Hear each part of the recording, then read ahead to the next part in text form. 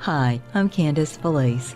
In this Community Life in Northeast Georgia featured podcast, today we have Dr. Betty Fae Siegel, who originated from Cumberland, Kentucky. She is President Emeritus of Kennesaw State University in Ethics, Leadership, and Character. Dr. Siegel, thank you so much for taking the time out to share the personal side of your life. And speaking of personal, why don't we start at the very beginning and telling us how you grew up in those coal mountains. I grew up in Harlan County, Kentucky, as I like to tell people, back when the earth was cooling. It was an interesting time to be mountain-born and in Kentucky. It was Depression years, and there's a mystique about mountain people that is very important to understand. Coles wrote a book called Children of Appalachia, and he said that mountain children are remarkably tenacious in spirit and healthy in mind. I memorized that quote some time ago, but I think it's an apt quote for people of Appalachia. They were immigrants basically, Scotch-Irish mostly, but they came looking for promise, and they were tenacious in spirit. And when I grew up, I was surrounded by people who appeared heroic to me. And I learned so much from family and the importance of family in my life. If you liked anything that I said today, I'd like to think that you saw woven through my speech was respect for who you are and where you come from and what you learned from those experiences. So you are basically saying that you are the sum parts of the whole of your life's existence. Beautifully said. I like that better than what I said. Thank you. We are part of the whole, are we not? Yes, ma'am. We most definitely are. And one of the wonderful things about growing up in the Appalachian Mountains are the stories, the folklore that's been passed down from generation to generation. And I'm sure your parents shared with you their parents' upbringing and the things that meant the most to them, that they are wanting to, as they say, I will give you roots and wings. And your parents gave you your roots. That's nice. And to give you your wings to go out and be the wonderful academician that you are today. One of the things that's interesting about Children of Appalachia, that many of us, of my generation, had to leave Appalachia to find their way. The work in the mines dried up, and so we had to leave. But someone has said, and I think it's so true, this little statement that you never saw a Kentuckian that wasn't on his way back home. The rootedness of mountain people, tenacious in spirit and healthy in mind. If we don't go back, at least we linger back by having it always in our consciousness of where we come from. And so one of the things that was always said by my saintly grandmother when she would ask me about someone, she'd listen very carefully, and then she'd say, who are his people? Who are his people? And you were supposed to carry on the lineage and to be of credit to your family. I was giving a talk in Northern Ireland at the University of Ulster. I was speaking on ethical leadership at the university, and I had as my role model John Hume, the great peacemaker, and he had just been honored in Atlanta, and I was going to use a quote of his because he was my hero I'd never met. I walked into the auditorium where I was to speak, and there sat John Hume on the front seat, and here's this giant of a man, worldwide for his peacemaking. And he sat on the front row, and he found out that my family name was Hogg, H-O-G-G. And he asked me the first question after my speech. And he said, Betty, to what do you owe your Scotch-Irish ancestors? And the only thing that I could think of was a statement from my grandmother, saint that she was. When she meant to honor someone, she would say of them, they're not sorry people. And John Hume laughed and he said, quite right, quite right. And only people who are mountain-born would know that sorry doesn't mean apologetic. Exactly. It means that you go to the bank on their integrity. So when you say that as a compliment, it's really a very high compliment to a mountain-born person. You don't come from sorry stock.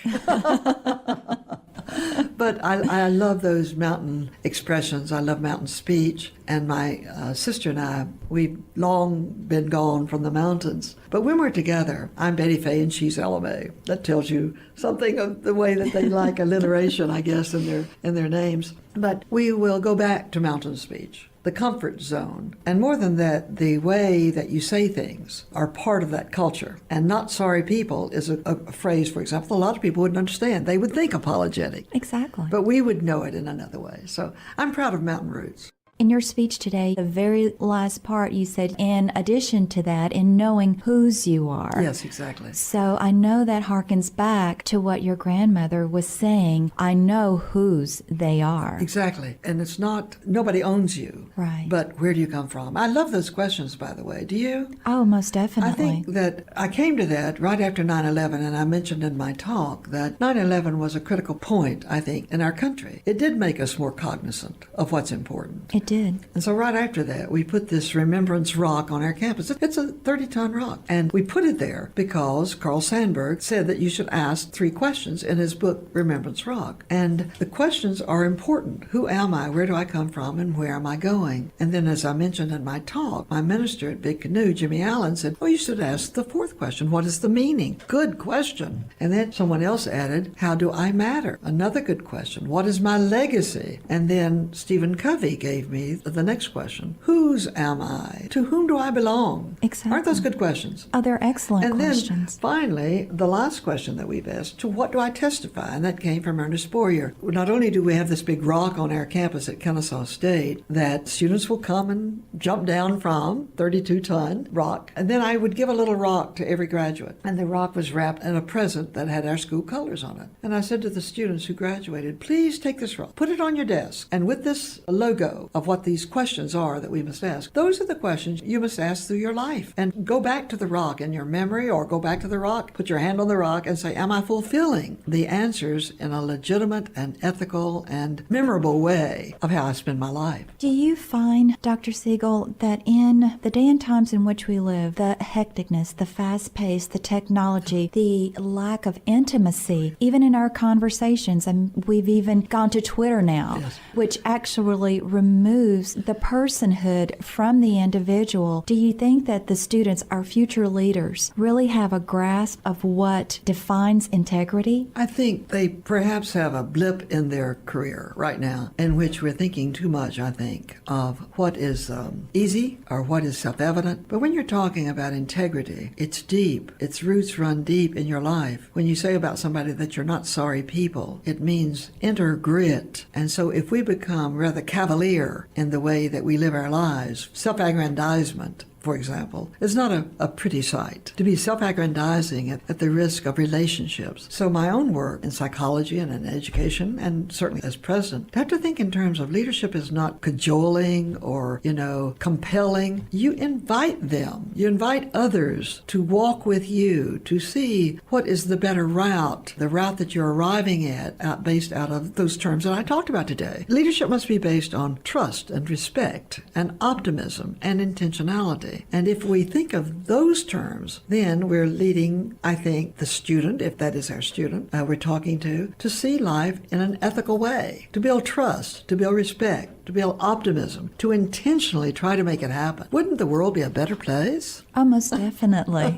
Most definitely. Do you think that by viewing the things that they see on television and on the internet, what's going on Wall Street, what's going on with the war, do you think that in any way that besmirches the notion that a person can still be a person of integrity? If that's true, and of course it is happening, as we know, the place of education takes even more of a meaningful place in our lives, does it not? Education is the window to the world, and we in education must not just mirror what is happening. We should be taking strong statements on what are the values that lead us into an uncertain future. And the values of trust and respect and optimism are values that are very democratic. This is the democratic theory of practice. This is an ethical theory of practice. So in education, it's not what we know that makes a difference. It's what meaning we assign to what we know. And that's what I like so much about this college. Piedmont College is about, I think, the development of the whole person, thinking in terms of not just what they intellectually know, but how they're going to use that in some kind of community service to be of benefit to the larger society. And that's why I preach everywhere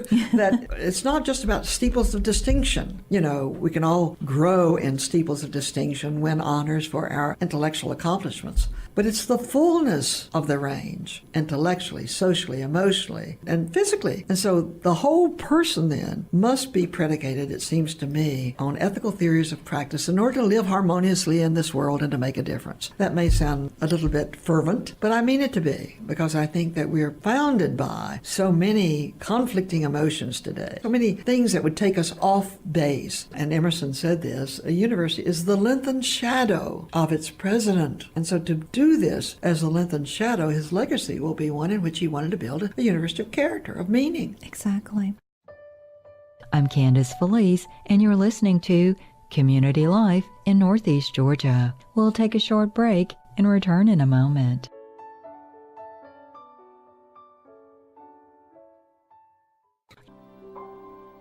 Hi, I'm Ava Mills. Check out Community Life in Northeast Georgia each week and check in with your neighbors and local community. In hearkening back again to your wonderful speech that you gave to the faculty today, it spoke to me in a personal manner when you reflected upon that class where you wanted to go and make a difference in your community and be a physician. And your professor said that women had no place in that class, and it actually did change the course of your life. It changed the course of my life significantly, yes. My first job, after I did my postdoctorate, I went to work with a physician. I was a child psychologist in those days, and he was a physician of young children. And I loved it because there is something still medical in my thinking. And I remember that he would call me over. We had the same office suite, and he'd say, I've got a really interesting ear infection. You want to come look at it? And I'd run over and look at the ear infection. And he was sort of like a closet psychologist. He wanted to be a psychologist too, and so we would compare notes. But I think that in my heart, I took the road that was the best road after all. But it might have been a negative route. I think that when we are given assumptions that we can't be what we're capable of becoming, it makes a judgment before we're ready ourselves to announce what we're capable of becoming of. Does that make sense? It does. And so to take away the opportunity for me was, I thought, a negative act. Now, was the world spared a poor doctor? Probably. I'm sure that that's not my calling now. But I do believe in a calling. And I used to think that a calling meant, some voice that came out and said, you're called. The chaplain at Harvard has written a book called The Good Life. And he says that you can have a job, you can have a career, or you can have a calling. And I've liked that. And a calling is not with the pigeon coming down and landing on your shoulder. But he says it's a passion. I love that concept, that the calling is the passion that you follow. And so for me, teaching has been, teaching in a classroom and then in the larger classroom as president, has been for me a passion. And I would actually refer to it as a calling. Wouldn't you say that whatever you choose in life, whatever vocation, path that you take, within that area you should have the passion, but you also said that we're all teachers. Yes. So I think we are all teachers, and we just teach in a different classroom. Teach in a larger classroom or a smaller classroom. But teaching is a wonderful word, isn't it? It is. Show the way. Teach the skills. Teach the attitudes, beliefs, and values that will carry you through your life on your odyssey. So when I ask people, are you a teacher? And they say no, I said, wrong. You're a teacher. You're just teaching in a different classroom. I think it's the way that all of us can see that our role as teacher is to educe or bring out that which is naturally there. And you can do that in business. You can do that in the military. You can do it everywhere. If you bring out what is the potential in every person. In closing, Dr. Siegel, what would you say, again, hearkening back to your roots, was something that both your mother and father instilled in you from a perspective as the teaching moment, if you will? One of the things that I relate to that, because I've been a student now of epitaphs, and on one of my last commencement speeches as president, I used epitaphs in a way that I think defined me. And I ask everybody to think in terms of what their epitaph might be. My mother's epitaph reads, Vera Hogg Lentz, a perfect woman, nobly planned, to warm, to comfort, and command. Isn't that beautiful? It is. My father's epitaph reads, a man much loved by family and friends who dared to dream and do, coal miner's son who became the owner of some coal mines. My grandmother's epitaph, who lies next to my mother in the funeral plot in Kentucky, Rosa C. Hogg, servant to God, community, and to family. And next to her lives my great-grandmother, and her epitaph reads, Leah Lewis, she served her country well. So the last commencement speech I gave at my own university, I used my mother's epitaph and my father's and all the others. And this is not my own quote, but I love the idea of it. And I said that it's not really the birth date that matters or the death date. It's the hyphen. And so the hyphen is the important point. And I said to the students, you must work on the hyphen. And that's not original. There's a book out called The Dash. And weeks after that, I would run into graduates of that class. And Atlanta's a big city, but I would see them and they'd say, Dr. Siegel, working on the hyphen. And I love that. Because indeed, isn't that what we all should be doing, working on the hyphen? Indeed, indeed. I cannot be remiss. I know you're a lover of poetry, as am I. Would you please quote just a few lines from your favorite poem? Oh, I couldn't even begin to do that, but I will quote from Nikos Anzakis. It's not familiar here, but he says, I struggle to signal my companions, to say in time a word, a password. Let us unite. Let us hold each other tightly. Let us give human meaning to the superhuman struggle. Isn't that good? Oh, that's wonderful. And I would add to that, let us live victoriously. Oh, yes. Lovely. Live victoriously indeed. Thank you. Thank you so much, Dr. Siegel. It's been a pleasure. It's my pleasure. We hope you've enjoyed this Community Life in Northeast Georgia featured podcast brought to you by WPPR Demarest, a Georgia Public and NPR affiliate radio station from the Piedmont College Demarest campus in the Swanson Center complex on 88.3 FM. To contact us, email wppr@piedmont.edu. And if you'd like to know more about local life and events in Northeast Georgia, join in on the conversation at Facebook at WPPR Demarest. I'm Candace Felice.